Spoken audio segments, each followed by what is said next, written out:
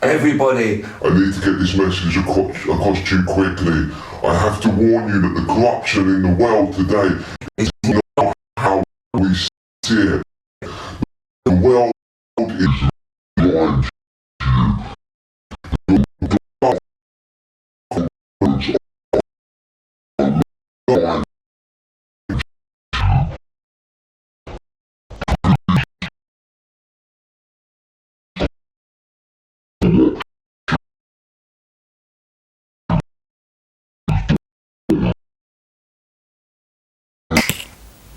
hello guys, and welcome again to John Carpenter's They Live.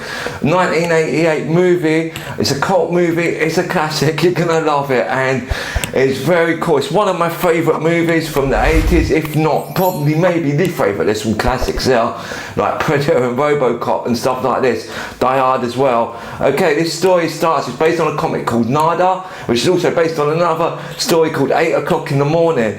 It's about a man called Nada that is hypnotised, wakes up and he's like, wow, do you know what, I see all these aliens around me and things are corrupt. So he's basically become awake now, which is something that they don't want to happen in this. And it's I love this movie. Okay, it stars Roddy Piper. Roddy Piper is a really classic, amazing wrestler. Unfortunately, he died.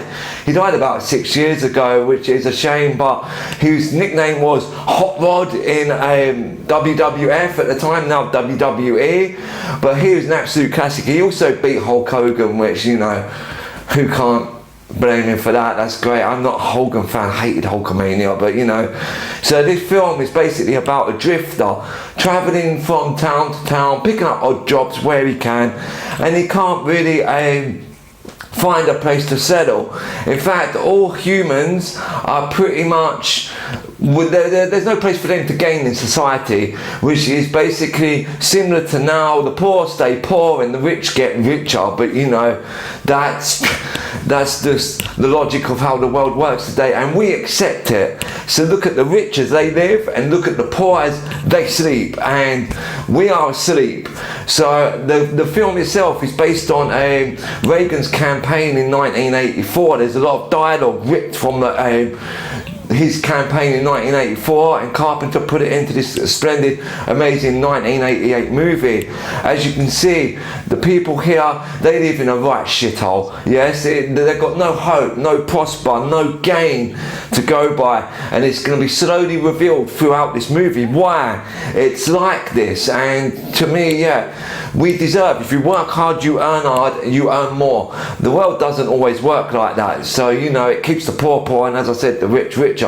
So the movie here kicks into a radio hack or TV hack of a man leaving messages for people that we are being run by a higher race. And yeah, do you know, we could be. Who knows this? Some people believe that there's 6 to 7 to 8 people that are running the higher race, and this film delves into some of that higher society. As you can see, because of the propaganda and because of the radio broadcast that was tracked to here, the government officials, police actually start raiding the camps and killing the people within the camp.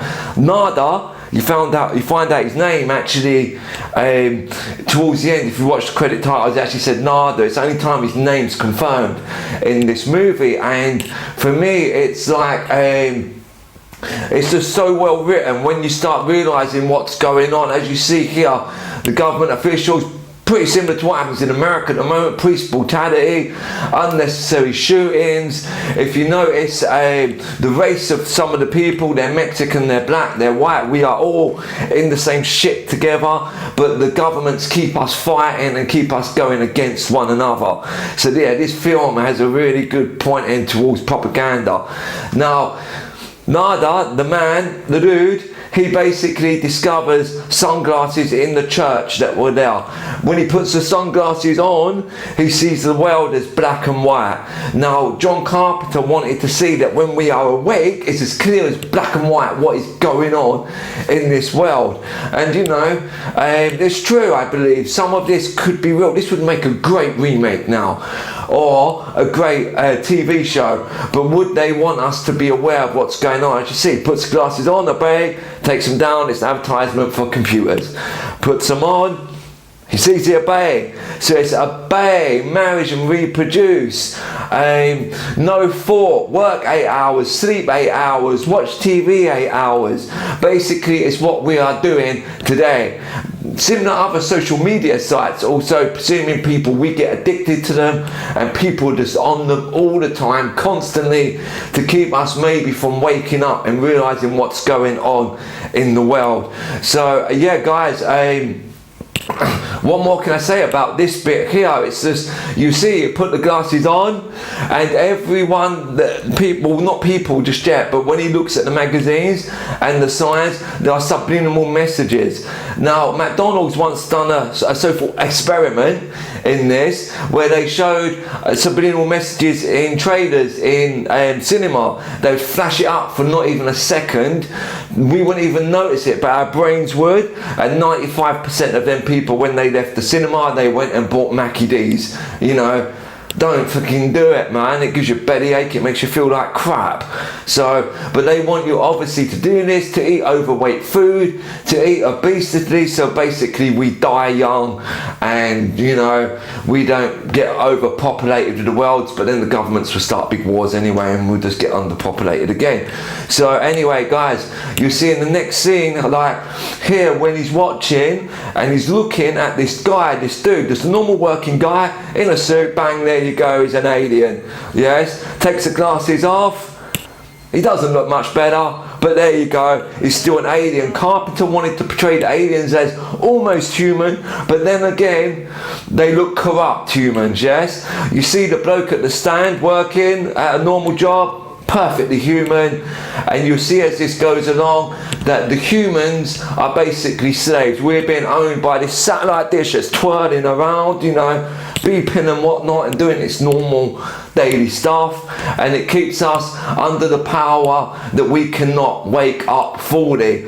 Luckily, Nada is onto the case, and he protagonist, and he will explode.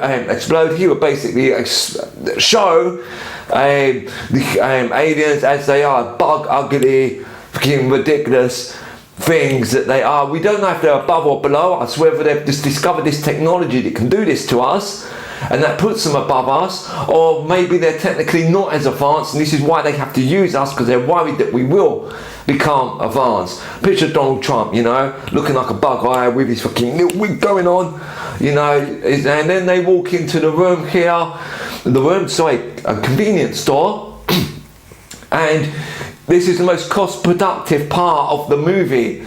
And this is why, because Carpenter wanted to lay everything out perfectly. He wanted all the labels to be correct, to show that basically the humans are doing the shit jobs, while obviously you see the aliens are upper class, rich, they're going places and we're not. And this is portrayed very well. Portrayed very well in a moment. You'll see here with one bloke's going for promotion, one bloke is going also for promotion, one alien is, one bloke is. Guess who doesn't get the promotion and guess who does? So I let this little bit of dialogue play out for you for a minute so you can just listen to it. I'm alright, just don't worry about it. The feeling is definitely there. It's a new morning in America. Fresh. Okay, there you see now is the Reagan campaign. This is part of these statements were actually said by Reagan in 1984, and this is what Carpenter based this part on. So, you know, the obey sign behind him, obviously he takes glasses off, it'll be like presidential campaign candidate, but then, you know, puts glasses on, obey, and this woman here, ugly fucker she is, but you know, she gets a rightful put down. Classic one-liners in this, guys. The one-liners are great. Just listen to this moment and I'll explain what it is afterwards. You're okay. This one, real fucking ugly. Oh. You see, I take these glasses off, she looks like a regular person, doesn't she, huh? Put them back on, Formaldehyde. Okay, formaldehyde, I think that's how you say it, I'm probably wrong. It's basically the liquid that they embalm people with and stuff like that. Anyway, the fight scene halfway through the movie is to portray how difficult it is to get us to see something that is different to what we're being told, what we're being brainwashed into thinking about. So basically now, he's trying to convince this bloke to wake up, he's not having it. The fight scene, interestingly enough, was in the Guinness Book of Records for the longest fight scene in film history until recently, but it's basically using Roddy Piper, what he was good at, his wrestling, choreography, he wrote the scene, he done the scene, and it worked out absolutely perfect. Now, some of the action in this later in this movie may seem a bit cheesy, but it's okay, just get through it and you'll get a great ending when the satellite dinging stops fucking dinging and you see the aliens as they are and the world literally wakes up.